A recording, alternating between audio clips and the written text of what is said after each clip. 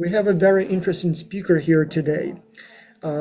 She's a serial entrepreneur, and in a way, she's participated in X culture before, in fact, multiple times. What's remarkable is that every time she participates, it's a different company. And so I don't know how old you are, Steph, but I assume not much older than our students. And I know you associated with and starting several companies already, and there may be more that I don't know about. And so I know, well, a lot is probably the wrong word, but I know something about you as a person, as an entrepreneur, as a businesswoman, but I don't know much about the company. I mean, obviously, we've discussed a lot and I know the basics. But so the goal of today's webinar is twofold. One, first and foremost, we would like to learn more about your newest venture, the Delphi Oracle. But also maybe if we have a few minutes, it would be actually interesting to hear a little bit more about your own story. So you are today where most of the students want to be in a few years. So all of these participants, thousands of them are business students at some of the best universities in the world. And based on our surveys, a good half of them want to start their own business. And then the other half probably eventually will want to start their own business. So maybe they can learn from your experience, maybe from your mistakes. So one of the questions, if we have time, I will ask you if you could do it all over again, would you do anything differently? But before we get into your personal story and advice, so tell us about the Delphi Oracle. What exactly is this? What is the product history? And I do have a lot of questions from students who could not attend live. So it's the time when students in the Americas have classes or work, students in Asia, Australia sleeping, and then Europe and Africa still at work or maybe celebrating after work. So, but we will record it for those who cannot attend live. So tell us a little bit more about the company first. And so I do have a lot of questions received by email from those who could not join live. So plus a few questions of my own. So we'll get to those after a short presentation if we can. Amazing. First of all, I'm very happy to be here.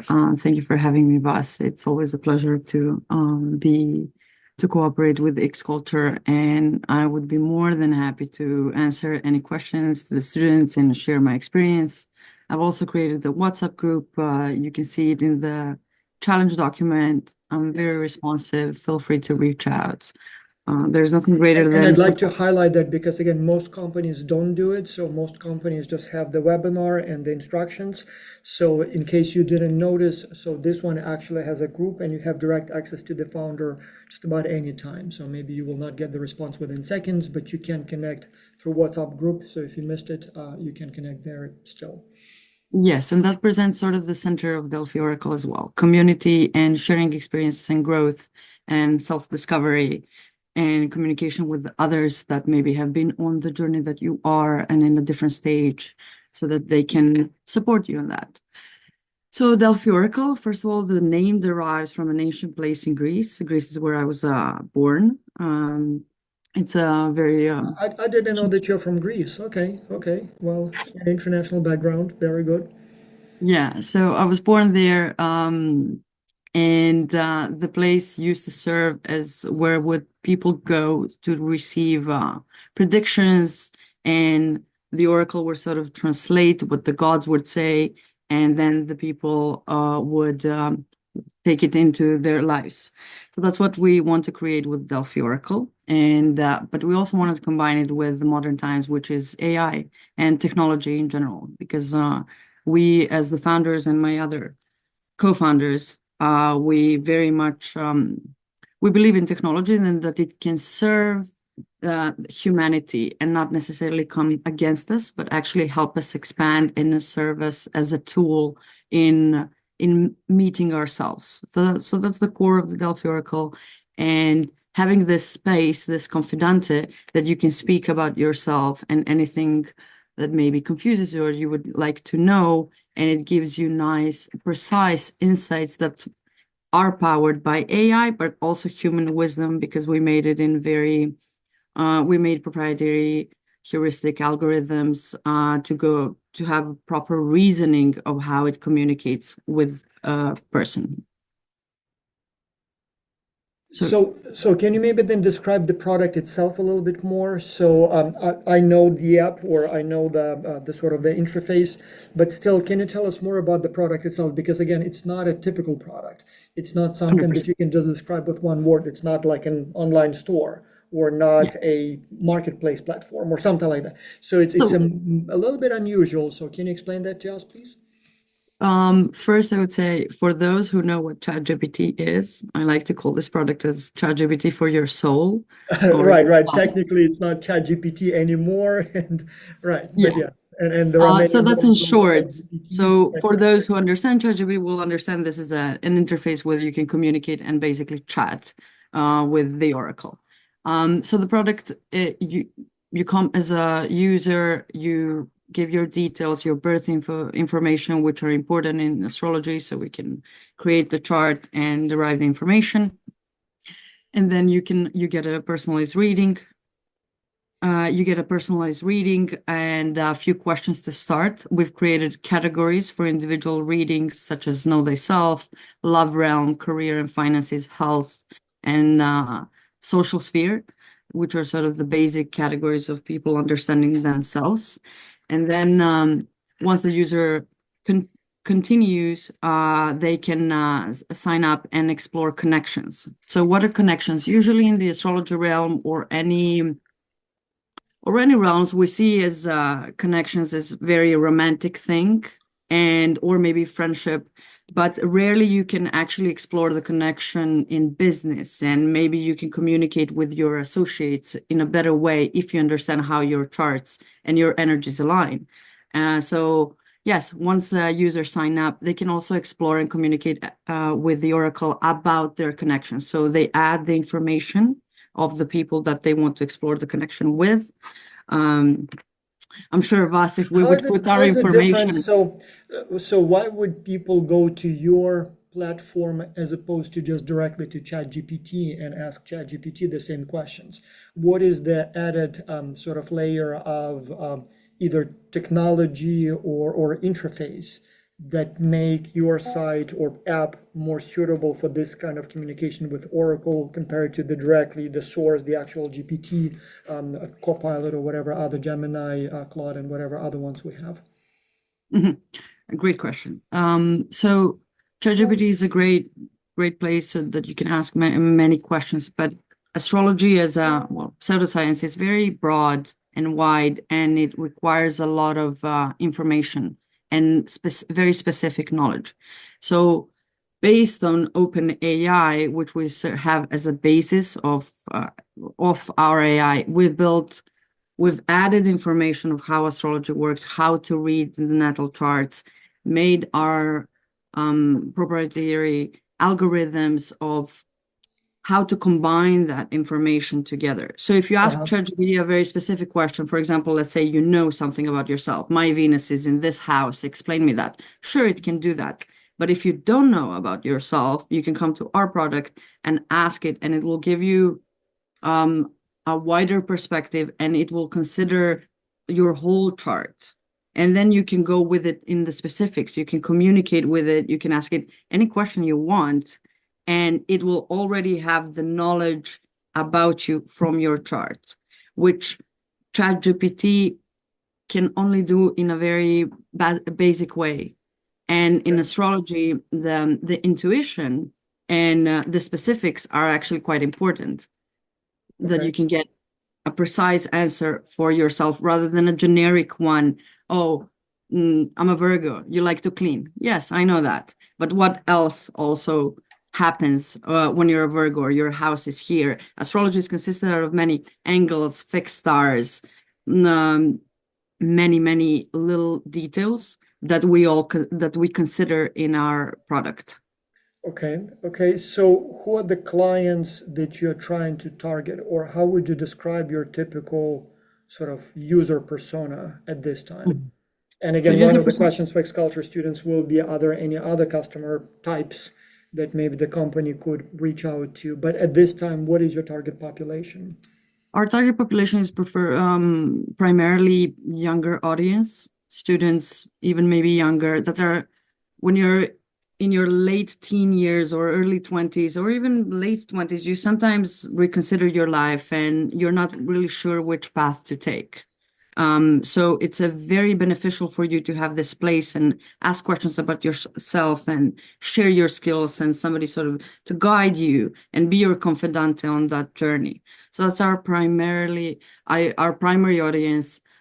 Specifically in the English native speaking countries, since our Mhm. product at the moment is in English. You can, however, since it's AI, tell him, hey, answer me this question in Greek or Italian, and it will. And we do plan to localize it. And users or personas that are into meeting themselves. So what are lays in the core of our product is know thyself, which is a familiar saying for ages. And users and people that want to meet themselves and actually live an intentional life rather than letting just circumstances to happen and then they're trying to find their way. Mhm.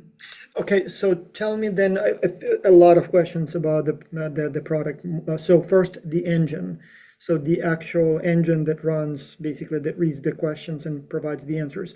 Is it running on OpenAI's engine, or is it one you developed, or is it something else? Like which I'm not sure if I'm using the correct IT language, but so what is the engine that generates the answers? Well, what sort of a uh Well, let me ask you this way, so we don't need your trade secrets. I'm just curious. So, is it an existent? I assume at this time that it's both. you're using somebody else's engine as everybody else does, because you cannot develop your own sort of AI. But I'm curious, basically, what a company like yours sort of adds to it. So, is it just simply creating the interface? Is there some additional training that you did? Is it, I don't know how it works, so I'm curious, and again, my question is prompted by two sort of interests. One, I would like to better understand how you do things, but also as a professor responsible for my students, I would like to hopefully get some information that will guide them as they are trying to create something similar. So are there like existing solutions that they can just simply buy and subscribe to and then just build a shell that will run it? Or is it something that at this time requires a tremendous investment in the IT solutions? So basically, what's under the hood, so to speak? If you can Yeah, divulge that information, obviously, of course. So the optimal and long-term best way is to build your own language model. Mhm. However, that requires expertise, requires Of time. course.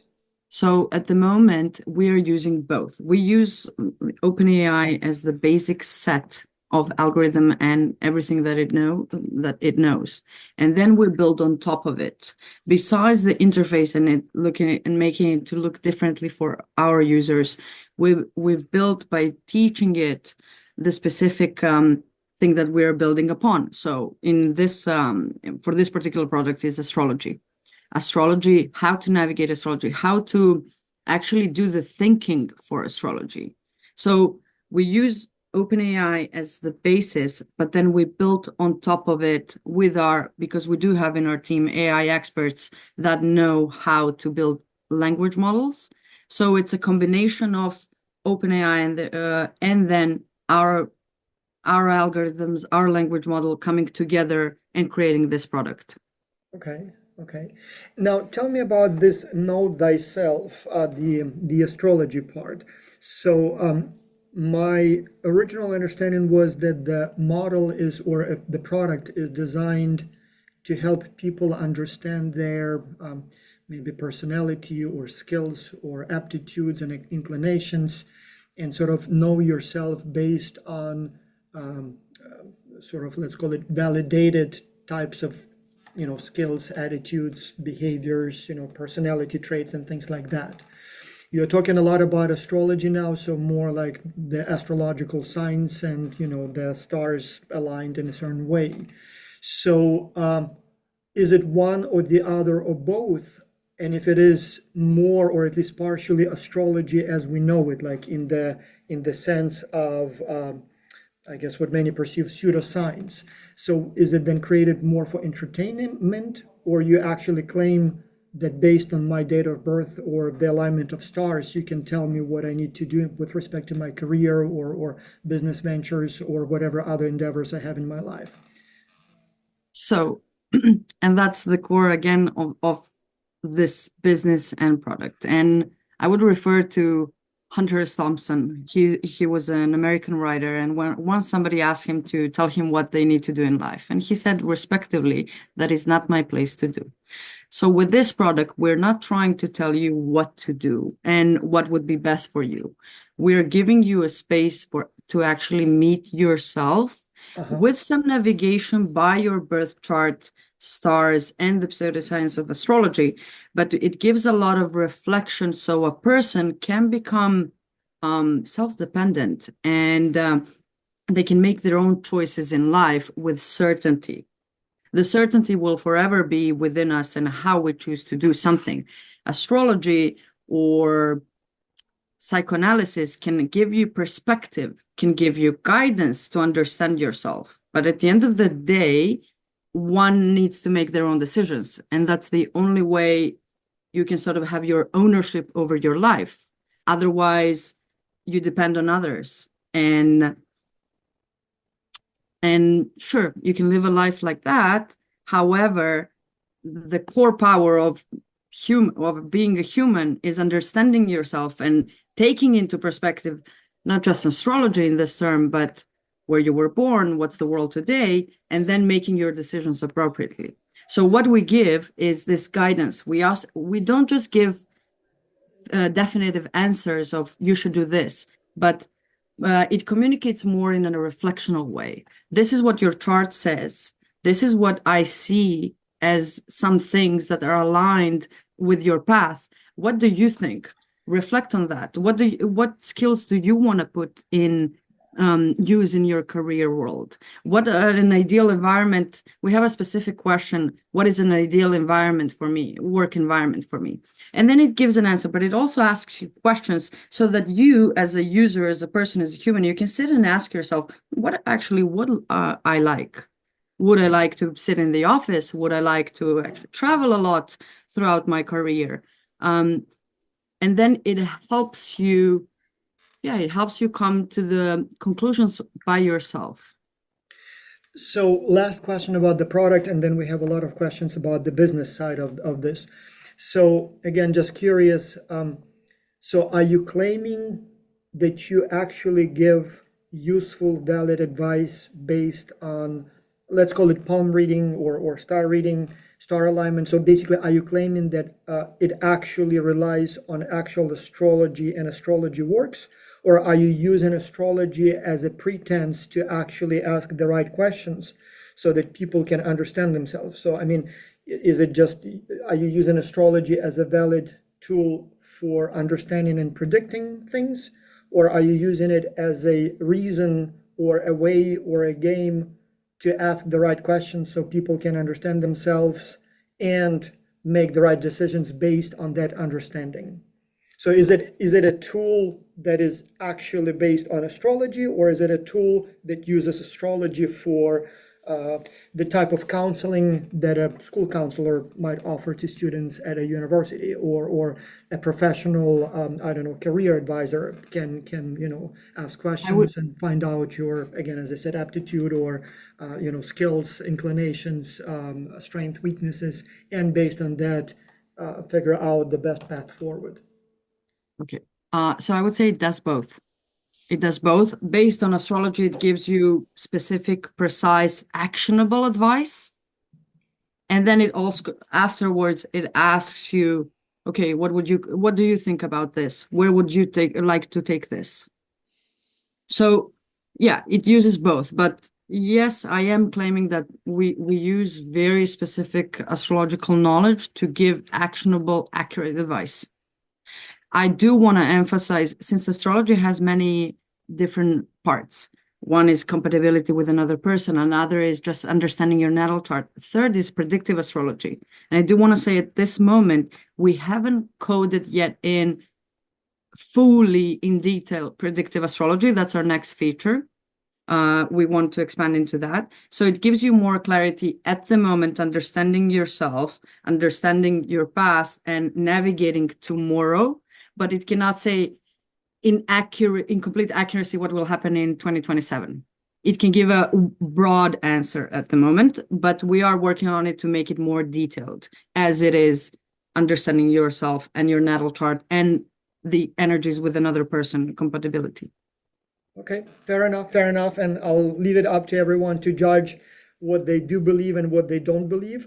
Let's talk about the I do want to business. say one more thing. Yes, yes. And the thing is, I wouldn't say astrology something you believe or not. Self-discovery is an ongoing life journey. So astrology can serve as a tool to observe That's yourself. exactly what I was asking. Are you using it as a tool to do something that has been, let's call it, validated by science and uh, actual experiences, or are you saying that stars actually do affect us, and by knowing the alignment of stars at the time of birth or today, we can make valid predictions related to the best course of action, as the Delphi Oracle did thousands of years ago? I And that as you can depends tell, on I'm the a belief huge, of a person. as you can tell, I'm not a big believer, let's call it believer, use the word here, in paranormal, let's call it this way. So, 100%. However, I'm quite certain that you using it to put your info there, you would see something about yourself that maybe you already know, or that it would tell you something new about yourself, and you're like, okay, yeah, this makes sense. And I do want to say, related to astrology and how we came to this specific, so my other co-founder, he's very deep into it for many, many, many, many years, like more than 15 years. And it started because he wanted to prove how astrology is not accurate. So he was doing a lot analysis a lot of charts to see the IQ of famous people and not so famous people and other charts. And he actually came to it that it does have an higher than 80% accuracy, which is a high accuracy if one looks well at the chart, because it's very broad. And I do want to share another story, which is a bit personal. A few years ago, 2017, I went to an astrologer and he told me what will happen in my life, this and that. And at some point he said, late 2022, early 2023, you'll meet a man in this group setting, you'll instantly fall in love and he'll be your husband and so on. He'll be green-eyed, tall, and so on. We're coming to 2022. I completely forgot about it. And I have this urge to go to South Africa. I find a house, everything. I go there. I'm staying for a few months. I get invited to this party March 2023. I arrive to the party. The party is organized by this man, tall, green-eyed.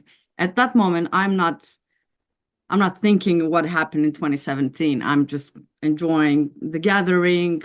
I meet this man. We start chatting.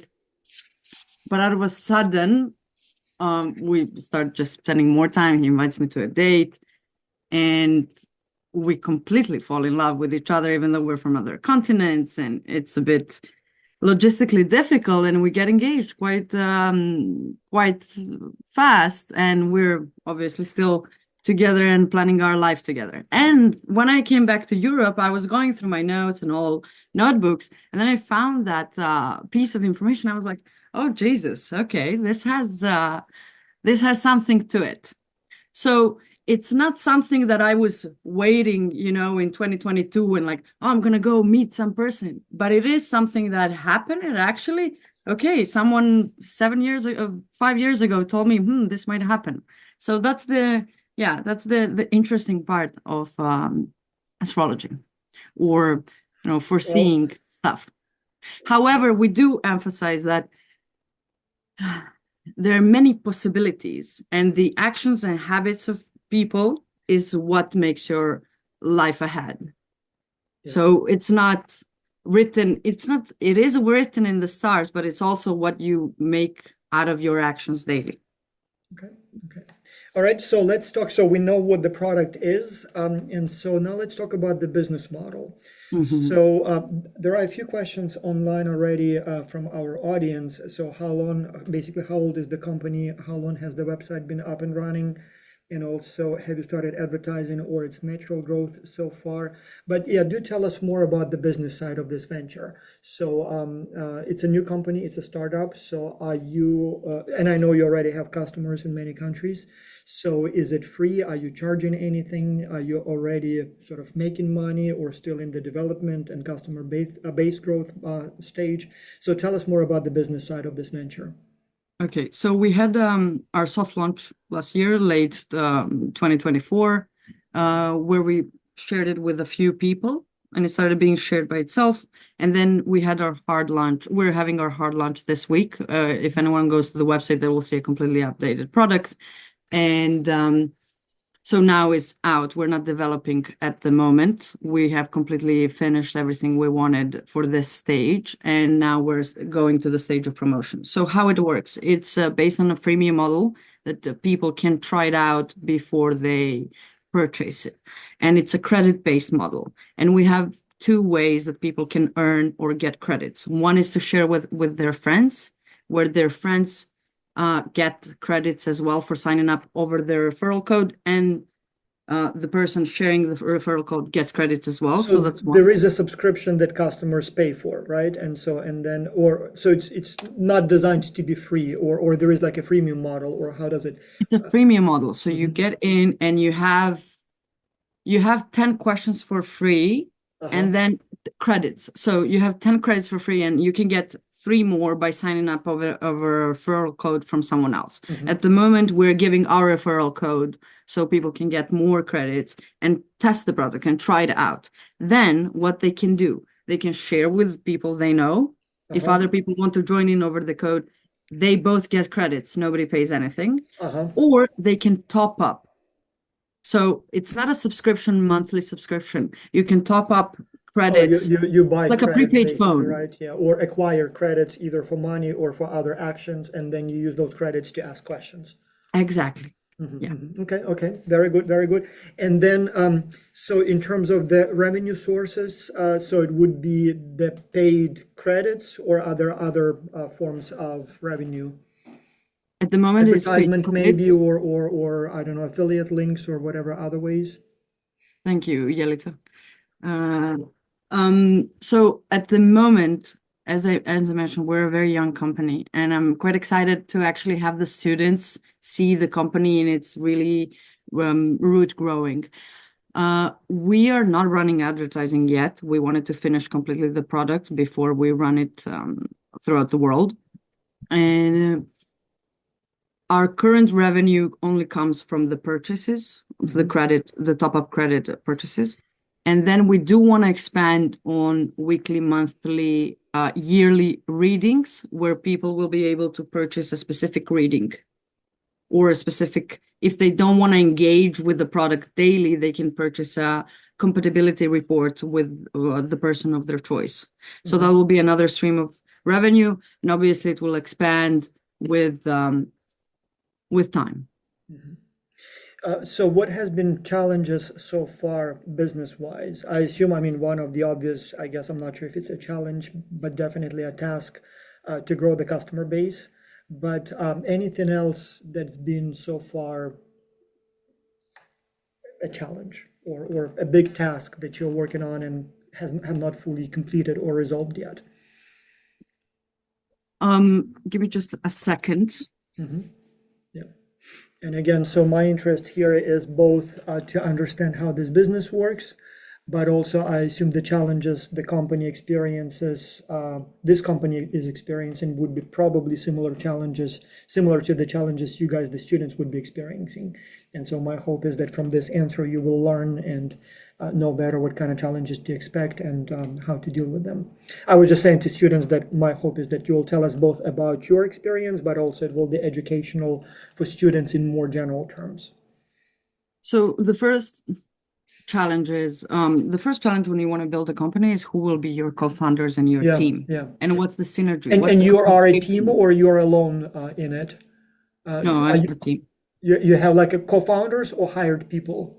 I have co-founders. I have Co-founders. Mhm. co-founders and I have associates. So Uh-huh. we don't have we haven't hired yet full-time employees, but we do have associates that work that work on specific projects, and we have co-founders that are very involved.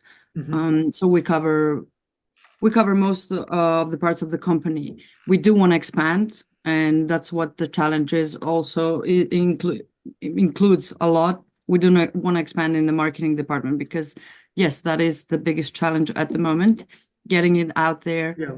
finding the ways how to get the product in front of the right eyes. And the challenge, other challenges I would say when you're starting a company is also the funding. That's what I wanted to ask. So do you need money? You said you finished the product, but I assume you still need money for promotion, advertisement. So did you take any external funding? Are you looking for any investors or maybe additional partners, or venture capital, or how does it work on that side? Or you got it covered and your associates and partners can do the work. So it's not about money at this stage, but about the strategy. Um, Money is always beneficial. It always helps sort out some problems faster. That's always a given and always to take into account.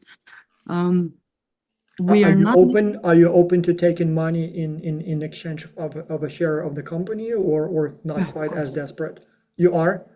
We are, but we're not in a rush to it that we won't exist unless we have some funding.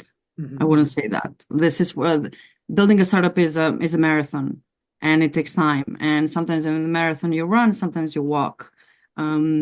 So we are open to funding, but this is a very specific product and it's a very community-based product and the passion behind it, yes, it is to build a good business that is profitable, but it's also to build it in pure ways. So it's quite important where the money would come in, what kind of people would invest, would they participate in the strategic decisions, would they want to Yeah, change yeah. it, to what extent? So yeah, the core of the business needs to stay true. Students, yes, students I highlight, so the questions that Steph just asked, I mean, these are critically important questions. When you start your business and when you start involving either investors or partners, I mean, those questions can make or break a business. And yeah, I'm not sure if you listened carefully, but yeah, those are big, big fundamental I issues. would say what is important is thinking long term. Thinking long term and working on the strategy and taking the pieces together. So, and at one point it will become a whole puzzle, but bringing the pieces slowly together and thinking about all of them, doing the research.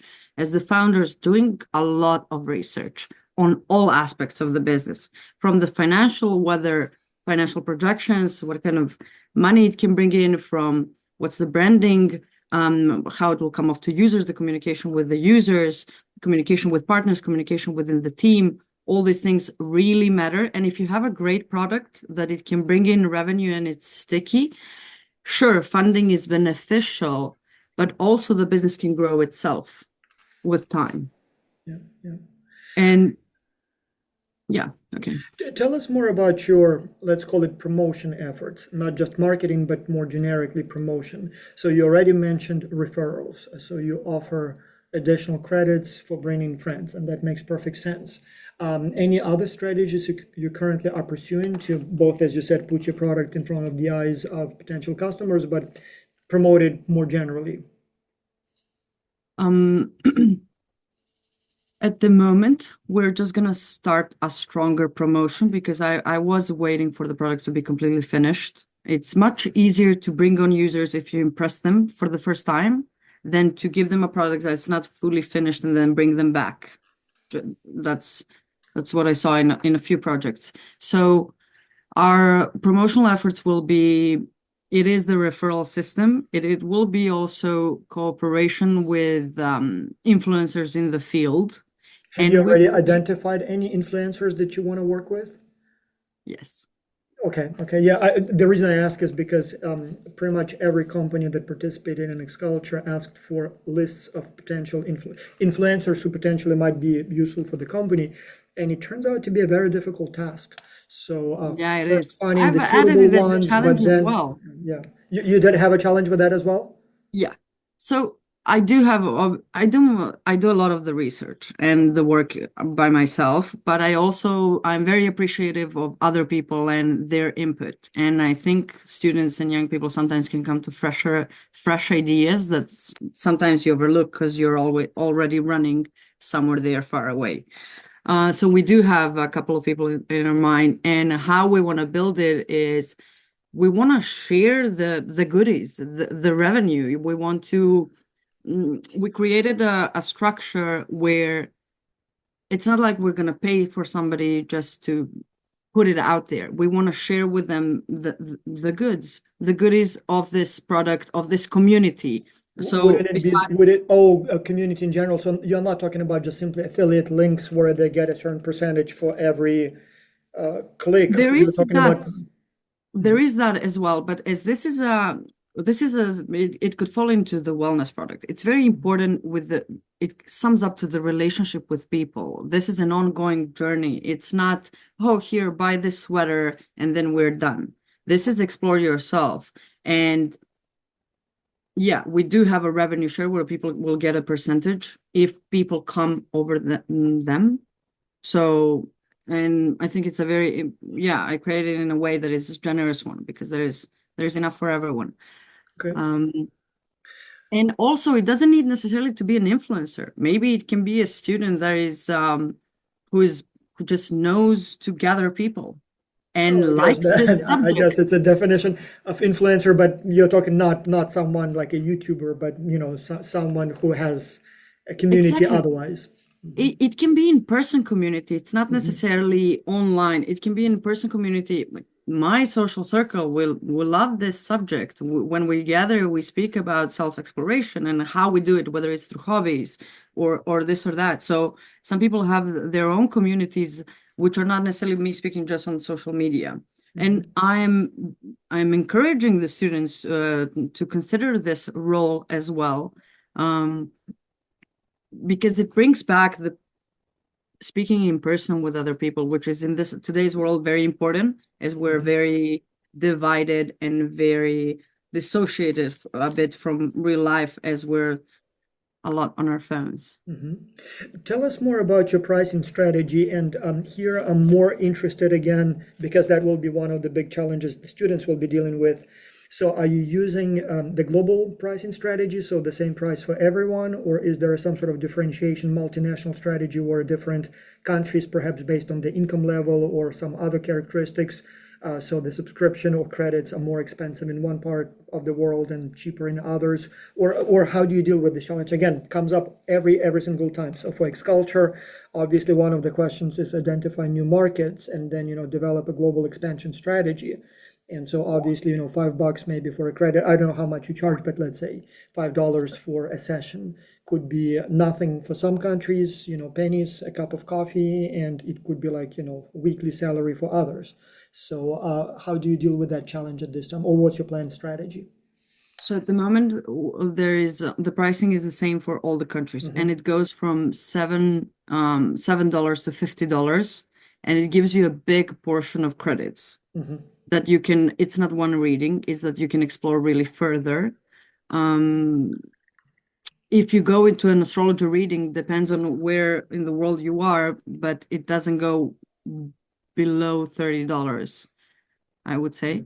Okay. And in the Western world, it goes to 300, 400, 500, and even Hmm. higher. Oh, so it So can be even that high. Okay. yeah, so we made our pricing strategy that is Hmm. affordable to, and we've tested it with people um that don't earn that much, that whether they would pay that amount. We will see in the future whether to create an even lower package, or maybe $3. But then on the other hand, you have okay, maybe I can't afford this, but I can share it with my family. I can share it with three people and get those credits. I've created very specific structure that you get a lot from sharing with people, but you also get a lot by paying. So it's your choice which way you want to go. Yeah. Tell us also more about the markets you think are most promising. I mean, you already mentioned that it's primarily English speaking, but I'm curious if you're looking more or more interested or see more promise in sort of rich English-speaking countries like, I don't know, the US, Canada, Australia, or would it be more countries like India, Sri Lanka, where English is also widely spoken, and where there is a very strong tradition of relying on astrology and advice for daily decisions, or maybe some other countries. I'm not sure, the EU or Africa or maybe Asia, or who knows. So what is your current sort of outlook and strategy for geographically speaking? Great question. Primarily, we're looking for US at the moment. There are 70 million Americans that track their horoscope daily. That's a big number. You wouldn't believe it. So, No, and I certainly believe it. I do not condone it, or I'm surprised, but I don't definitely believe it. Yes. So yeah. So that's our primary market and also the US market is accustomed to digital tools. True, true. So for example, in Any and Serbia, every self-respecting palm reader in the United States now has a QR code on the window. I can do it online. I have an app, exactly. So, yeah. So in the US, UK as well, it's very accustomed that I'm going to use a digital tool for a specific self-awareness goal I have. So they're already prepared for it. Serbia is a small, for example, market, and it's sometimes in Serbia you still have well, somebody maybe steal my money online. It's a different mentality, I would say. So US is primary and very into astrology, especially specific states. UK, France is very into astrology as well. Actually, you know Greece. what? You're not wrong about the United States. For those who know less about the country, there is this wonderful book called The Fantasyland. So the US was founded by people who tended to be, who leaned towards, let's call it magical thinking, without getting into more of it. And so the US is an exceptionally interesting country, like, for example, religiosity. Again, astrology is a form of religion, I guess. So when you look globally, there is a very strong negative correlation between economic development and religiosity. So the poorer the country, the more people are religious, and religion is important to them, and the more developed the country, the fewer people are religious. And so it's like almost a straight line, like very, very neat correlation. And the United States is a big exception. It's a highly developed country, and yet on religiosity, it's somewhere between Pakistan and Nigeria. And so I suppose, again, astrology. There's another there was a psychologist called Maslow who created the pyramid of needs. And then the first need is basic physiological needs. Second is security, shelter. Third is belonging. Fourth is recognition. And fifth is self-development. So in economically developed countries, the basic needs are sort of sorted out. So you have more time to think about self-development. Therefore, you get into different practices, whether it's religion, whether it's spirituality, whether it's yoga, whether it's you name it. Today is you have all sorts, palm reading that you mentioned. So it also has the psychological correlation of now I've sorted out these things. What am I now doing as a human? Oh, let me see what being a human is. Now that I'm fed and have roof over my head, let's get into some new age, stuff, or old age in this case. Yes. Funny enough, always kings, emperors, and people in power, they always had a sorcerer, an astrologer, somebody for the crucial decisions. Freemasonry, believe it, that they have crucial decisions that they would run through their sorcerer. There is a famous quote saying, millionaires don't use astrology, but billionaires do.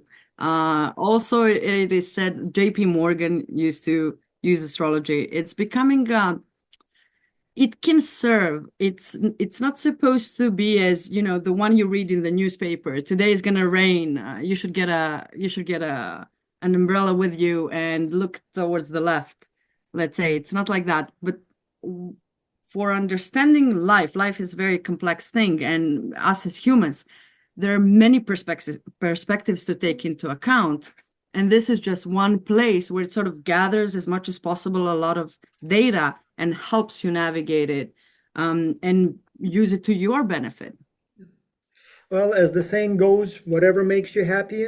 And then another famous Machiavellian businessman said, every second the sucker is born. So whatever we can sell, I'm not here to judge, I guess. But importantly, so yes, so now we know more about the company. We know what the product is. There is definitely a market for it. So in fact, it's a product that survived in a way at its core has survived for thousands of years. I mean, perhaps the most persistent product, right? So you can like it or not like it, you can be a customer or not. But yes, even the most ancient texts mention the product, and I don't see a decline in the demand for some form of knowing thyself and predicting what's going to happen. So if there is a business opportunity, somebody will seize on it, and so why not I? All right, so it seems like we are out of time. So students, if you have any additional questions, please do send them to us and we will forward it to the company. Again, with this specific company, you have the added benefit of having the WhatsApp chat, so you always have access to the founders, which normally is not provided, but this time it would be easier, so you can contact them directly. And yes, let's see what kind of ideas you come up with. So it's an interesting, definitely unusual product. We always have a lot of companies that make, food, clothing, those kinds of things. So this one is unique in many respects. So let's see what the students come up with. Thank you for having me, Vas. Thank you, And Steph. really, students, I would love to have you in the WhatsApp group and speak about this even more. Happy to answer any questions. And then, so yes, I guess now for a few months the students will work, and then we'll see what kind of ideas they come up with. I'm very, very curious what kind of recommendations and maybe business leads they will come up with. It's not a typical product. I can reasonably well predict what's going to happen for a more typical, like as I said, clothing or food. Here, anything. So maybe the students will fail miserably, or maybe they'll come up with genius ideas, and you will be the #1 platform for these kinds of services in 10 years. And if you do, don't forget about us when you become a unicorn. Oh, never, never.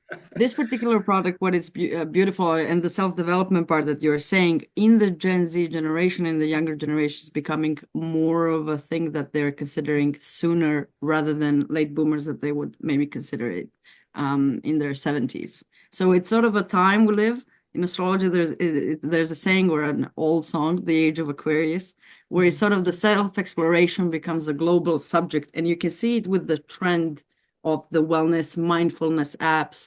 Mindvalley is working great, and it's also giving courses on different subjects, on different themes on this subject.